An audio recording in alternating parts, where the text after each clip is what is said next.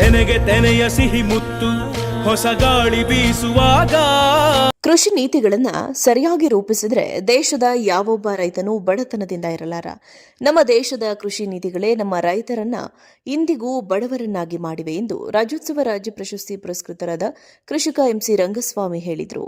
ತಾಲೂಕಿನ ದೊಡ್ಡಮಗ್ಗೆ ಗ್ರಾಮದ ಮಗ್ಗೆಮನೆ ಆವರಣದಲ್ಲಿ ಮಂಗಳವಾರ Rotary Club of Hassan Royal, ಹಾಸನದ ಎಂಜಿ ರಸ್ತೆ ಹಾಗೂ ಆರ್ಸಿ ರಸ್ತೆ ಗಂಧದಕೋಟೆ ಆವರಣದ ಮಹಿಳಾ ಸರ್ಕಾರಿ ಪ್ರಥಮ ದರ್ಜೆ ಕಾಲೇಜುಗಳ ಪತ್ರಿಕೋದ್ಯಮ ವಿಭಾಗದ ವತಿಯಿಂದ ಹಮ್ಮಿಕೊಂಡಿದ್ದ ಕೃಷಿ ಅಧ್ಯಯನ ಶಿಬಿರ ಹಾಗೂ ಸಂವಾದ ಕಾರ್ಯಕ್ರಮದಲ್ಲಿ ಅವರು ಮಾತನಾಡಿದರು. ನಮ್ಮ ದೇಶದಲ್ಲಿ ರೈತರು ಬೆಳೆದ ಬೆಳೆಗಳಿಗೆ ಹೊರ ರಾಷ್ಟ್ರಗಳಲ್ಲಿ ಅತ್ಯುತ್ತಮ ಬೇಡಿಕೆ ಇದೆ. ಆಳ್ವಿಕೆ ಮಾಡುವ ಸರ್ಕಾರಗಳು ರೈತರ ಪರವಾದ ನೀತಿಗಳನ್ನು ರೂಪಿಸಿದರೆ ಪ್ರತಿಯೊಬ್ಬ ರೈತನು ಕೃಷಿಯಲ್ಲಿ ಆರ್ಥಿಕವಾಗಿ ಸದೃಢರಾಗಬಹುದು.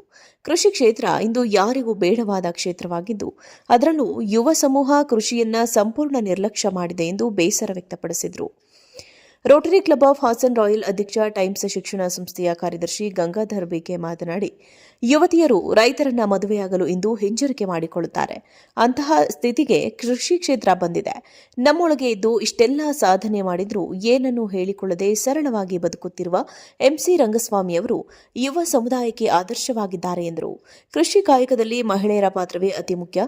ಸ್ತ್ರೀಯರು ಕೃಷಿ ಕಾಯಕದ ಜೊತೆ ಕೃಷಿ ಕಾರ್ಯಗಳ ನಿರ್ವಹಣೆಯಲ್ಲಿ ಪಾಲ್ಗೊಂಡ್ರೆ ಯಶಸ್ಸು ಸಾಧ್ಯ. ಕೃಷಿ ಪ್ರಧಾನ ಈ ರಾಷ್ಟ್ರದಲ್ಲಿ ಸ್ತ್ರೀಯರಿಂದಾಗಿಯೇ ಕೃಷಿ ಕಾರ್ಯಗಳು ಇನ್ನೂ ಜೀವಂತವಾಗಿವೆ. ಪುರುಷರು ಕೃಷಿ ಚಟುವಟಿಕೆಯಲ್ಲಿ ಸಂಪೂರ್ಣವಾಗಿ ತೊಡಗಿಕೊಳ್ಳುವುದು ಕಡಿಮೆ. ಹೆಣ್ಣು ಮಕ್ಕಳು ಕೃಷಿಯಲ್ಲಿ ನಿರ್ವಹಣೆಯ ಬಗ್ಗೆ ತಿಳಿದುಕೊಂಡರೆ ಹೆಚ್ಚು ಅನುಕೂಲವಾಗಲಿದ್ದು, ಶಿಕ್ಷಣದೊಂದಿಗೆ ಕೃಷಿ ಮಾಡುವ ಮನಸ್ಥಿತಿ ಮೈಗೂಡಿಸಿಕೊಂಡರೆ ಜೀವನದಲ್ಲಿ ಯಶಸ್ಸು ಕಾಣಲು ಸಾಧ್ಯ ಎಂದು ಕೃಷಿಕ ಎಂಸಿ ರಂಗಸ್ವಾಮಿ ಹೇಳಿದರು. ತಾಯಿ ನನ್ನ ನಿನ್ನ ತಾಯ್ಗಳು